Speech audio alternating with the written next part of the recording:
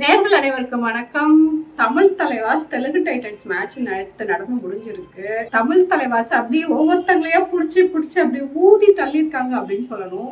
Telugu Titans அந்த அளவுக்கு ஒரு கொலவெறி தாக்குதல பண்ணிருக்காங்க தெலுங்கு டைட்டன்ஸ். ஏன்பா ஏதோ நாங்க ஃபர்ஸ்ட் மேட்ச்ல ஜெயிச்சிட்டோம், உங்களை ஜெயிச்சிட்டோம் அப்படிங்கறதுக்காண்டி இப்படியா நீங்க ரிவெஞ்ச் எடுப்பீங்க? இதெல்லாம் உங்களுக்கே நியாயமா இருக்கா? கொஞ்சம் பக்கத்து ஸ்டேட்டு கொஞ்சம் முன்ன பின்ன ஆடி இருந்தா நாங்களும் ஒரு 4 பாயிண்ட் எடுத்திருக்கோம்ல. நாங்க ஜெயிக்கலன்னா கூட நாங்க 4 பாயிண்ட் வித்தியாசம் தோத்துருந்தா கொஞ்சம் மரியாதை இருந்திருக்கோம்ல. இப்படியா எங்களை தோக்கடிப்பீங்க? 10 பாயிண்ட் 11 பாயிண்ட் வித்தியாசத்துல இப்ப எங்களை யாரு மதிப்பாங்க அப்படின்னு தமிழ் தலைவாஸ் கதற அளவுக்கு நேத்து தெலுங்கு டைட்டன்ஸ் விளையாண்டு இருக்காங்க. நீங்க தெலுங்கு டைட்டன்ஸ் மேட்ச் எல்லாம் பாத்தீங்கன்னா அவங்க இது வரைக்கும் நேத்து வின் பண்ண மேட்ச சேர்த்து அவங்க வெறும் 3 மேட்ச் ஜெயிச்சிருந்தா கூட 2 மேட்ச்ல வந்து லாஸ்ட் ரைட்ல தான் வந்து தோத்தாங்கன்னு சொல்லணும். ஒண்ணு வந்து பெங்களூர் புல்ஸோட நல்ல க்ளோஸா போன மேட்ச், இவங்க கையில இருந்த மேட்ச் ஆல்மோஸ்ட் அந்த லாஸ்ட் ரைட்ல அவர் கணேஷ் வந்து ஒரு 3 ரைடு பாயிண்ட் எடுத்துட்டு போய் சூப்பர் ரைடு போட்டு மேட்சை ஜெயிச்சு கொடுத்துறாரு. அப்புறம் அவங்களோட முக்கியமான மேட்ச் டெல்லி எப்படி விளையாண்டுட்டு இருந்தாங்க, ஆஸ்வெல்லாம் எப்படி விளையாண்டுட்டு இருந்தாரு அப்படிங்கிறது நமக்கு நல்லாவே தெரியும். அப்போ ஆஸ்வவே இவங்க வந்து பாயிண்ட் எடுக்க விடல, பாயிண்டே எடுக்க முடியல ஆஷுனால. அவருக்கும் ஒரு இன்ஜுரி இருந்துச்சு, இந்த மூக்குல பேண்டேஜ் எல்லாம் போட்டுட்டு அவர் விளையாட வந்திருந்தா கூட அவரோட முடியும் தானே களத்துல இறங்கினாரு. அவருக்கு ஃபர்ஸ்டே அவருக்கு சப்ஸ்டியூட் பண்ணல. ஆனா ஆஷு இல்லாமையும் கடைசியில அந்த டீமோடையும் மேபி ஆல்மோஸ்ட் ரொம்ப க்ளோஸ் அப் ஆன மேட்ச்ல ஒரு லாஸ்ட் ரைட் அவங்க வந்து கம்ஃபர்டபுளா வின் பண்ணிட்டு போனாங்க. சோ இந்த மாதிரி கடைசி பாயிண்ட்ல தோத்து வெறியான தெலுங்கு டைட்டன்ஸ் தமிழ் தலைவாச வச்சு செஞ்சுட்டாங்க.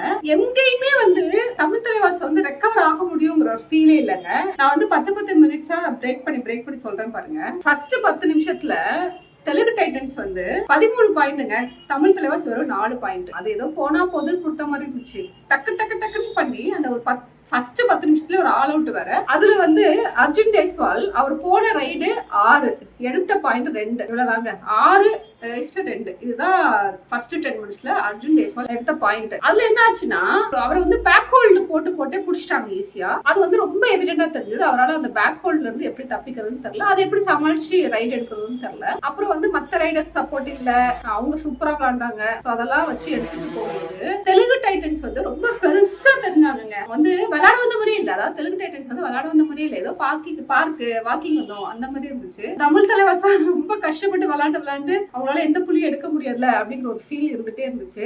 சோ ஓகே, அதுல வந்து 4-13 அப்படிங்கிற புள்ளியில அப்புறம் அடுத்த 11 to 20 நிமிஷம், அதாவது ஃபர்ஸ்ட் ஹாஃப்ல செகண்ட் ஹாஃப், அதுல பேக் ஹோல்ட் அதுல வந்து அர்ஜுன் தேஸ்வாலுக்கு தெரிஞ்சிச்சு இவங்க நம்மள வந்து பேக் ஹோல்ட் போடுறாங்க அப்படின்னு. அதுல கொஞ்சம் அலர்ட் ஆயிட்டாரு. சோ அதுல கொஞ்சம் பாயிண்ட் வந்துச்சு. பாயிண்ட் வந்துட்டு இருக்கும்போது ஒரு சூப்பர் டேக்கிள் எல்லாம் எடுத்தாங்க. அந்த சூப்பர் டேக்கிள் வந்து ஒரு பெரிய டர்னிங் பாயிண்ட் இருந்துச்சு. ஒரு விஜய் மாலிக்கோட ரைடுங்க, செம்ம ரைடு. அவர் வந்து அவுட் ஆஃப் பவுண்ட்ஸ் போயிடுவாரு அப்படின்னு நம்ம நினைச்சிட்டு இருந்த நேரத்துல காலை வச்சே அடுத்த செட் தாண்டி அது ஒரு செம்ம பெர்ஃபார்மன்ஸ். பாக்குறதுக்கு அப்படி கொள்ளை அழகோட அவ்வளவு அழகா இருந்துச்சு. அது விஜய் மாலிக் வந்து செம்ம ஸ்மார்ட்டுங்க. ஆக்சுவலா இருக்கிற கேப்டன்லயே விஜய் மாலிக் வந்து செம்ம ஸ்மார்ட். எந்த இடத்துல அவர் டென்ஷன் ஆறதுல கூலா இருக்கிறாரு. அவர் டீமை ரைட்டா ஹேண்டில் பண்றாரு. வேறுங்க போறது, அதுவும் bonus கிங்குங்க.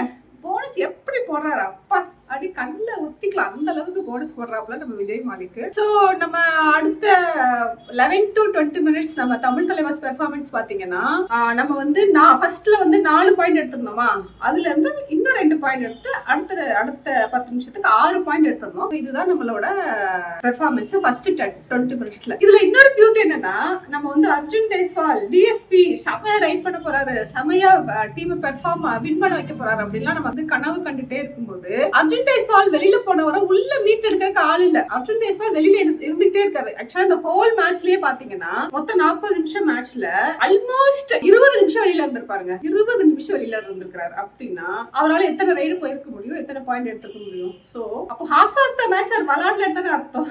Half of the match Arjun Deswal விளையாடல. ஒரு மெயின் ரைடரை வந்து ஹாஃப் ஆஃப் த மேட்ச் விளையாட முடியாத அளவுக்கு தெலுங்கு டைட்டன்ஸ் அவர் வந்து செக் பாயிண்ட்ல வச்சிருந்தாங்க அப்படின்னு நம்ம சொல்லுவோம். அவ்வளவு பியூட்டிஃபுல்லா தெலுங்கு டைட்டன்ஸ் விளையாண்டாங்க. அப்புறம் வந்து 10 minutes, அதாவது 21 நிமிஷத்துல இருந்து 30 நிமிஷம் எப்படி மேட்ச் போச்சுன்னா இதுல வந்து நம்ம கொஞ்சம் ரெக்கவர் ஆகும். இந்த 21st இருந்து 30th மினிட்ல நம்ம கொஞ்சம் ரெக்கவர் ஆனோம். 2 சூப்பர் டேக்கிள் எடுத்தா ரொம்ப அற்புதமா இருந்துச்சு. ரொம்ப நல்லா டீம் பண்ணாங்க. அதுவும் வந்து ரொனாக், அந்த பையன் ரொனாக் சூப்பரா ஒரு புஷ் பண்ணி ரொம்ப நல்லா சிறப்பா பண்ணாப்ல. ரொனாக் நல்லா விளையாண்டாரு. சோ இதுல வந்து நம்ம வந்து கொஞ்சம் ஒரு இம்ப்ரூவ்மெண்ட் காமிச்சிருந்தோம்.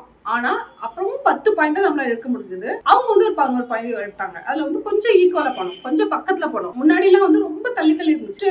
மினிட்ல இருந்து 10th மினிட்ல இருந்து 20 மினிட்ல அவங்க டாமினேஷன் பயங்கரமா இருந்துச்சு. அதுக்கப்புறம் தமிழ் தலைவாஸ் வந்து கொஞ்சம் பக்கத்துல போன மாதிரி இருந்துச்சு. அதுக்கப்புறம் இந்த 4th செக்ஷன் இருக்குல்ல, அதாவது 31st மினிட்ல இருந்து 40th மினிட் வரைக்கும் அதையும் நம்ம ரெண்டா பிரிச்சுட்டோம்னு வச்சுக்கோங்களேன். ஃபர்ஸ்ட் 5 மினிட்ஸ் 31st இருந்து 35 மினிட்ஸ் வரைக்கும் தமிழ் தலைவாஸ் அற்புதமா விளையாண்டு ஒரு ஆல் அவுட் கூட நிகழ்த்தினாங்க. ஆச்சரியமா இருந்துச்சு. செம்மையா விளையாண்டாங்க, செம்ம கம்பேக் கொடுத்தாங்க. சரி, இதுவே வந்து மேட்ச் சூடு பிடிக்க போகுது, செம்மையா தமிழ் தலைவாஸ் விளையாட போறாங்கன்னு பார்த்தா திருப்பி வந்து அர்ஜுன் அவுட் ஆனாரு, நரேந்தர் அவுட் ஆனாரு. அப்புறம் வந்து ஒரு ஆல் அவுட்டுக்கு போனோம். எகெயின் வந்து தமிழ் தலைவாஸ் தலைய தொங்க போடுற அளவுக்கு தான் அவங்களோட பெர்ஃபார்மன்ஸ் இருந்துச்சு. ஒரே ஒரு 5 மினிட்ஸ் மட்டும் ஒரு அதிரடியா விளையாண்டாங்க. இந்த அதிரடிய அவங்க விளையாண்டத 40 நிமிஷமா அதிரடியா விளையாண்டுருந்தாங்கன்னா அட்லீஸ்ட் நம்மள ஜெயிக்க முடியலன்னா கூட கொஞ்சம் க்ளோசஸ்ட் கேமா போயிருப்போம்.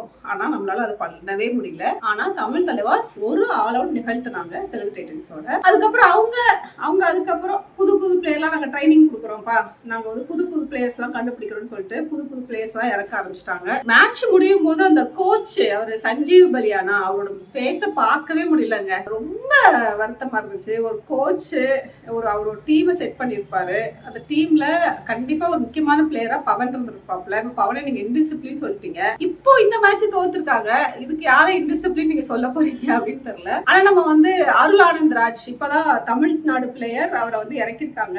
இறக்குனதுல அவருக்கு வாய்ப்பு கொடுக்கப்பட்டுச்சு. அவரு மேபி அவருக்கு லாஸ்ட் 2 நிமிஷம் 3 நிமிஷம் இருக்கும்போது அவர் இறக்குனாங்க. ஆனால் அந்த 5 நிமிஷத்துக்குள்ள அவரால் பெருசா பெர்ஃபார்ம் பண்ண முடியல. சோ இதுதான் தெலுங்கு டைட்டன்ஸ் என்ன மாதிரி தமிழ் தலைவாச கசக்கி புழிஞ்சி இப்படி ஊதி தள்ளினாங்க அப்படிங்கறத நம்ம வந்து சுருக்கமா பார்த்தோம். உங்களோட ஃபீட்பேக்கை ஷேர் பண்ணுங்க. நீங்க இந்த மேட்சை எப்படி பாக்குறீங்க அப்படின்னு கமெண்ட் பண்ணுங்க. நம்ம அடுத்த ரிவ்யூல நம்ம மீட் பண்ணுவோம். நன்றி, வணக்கம்.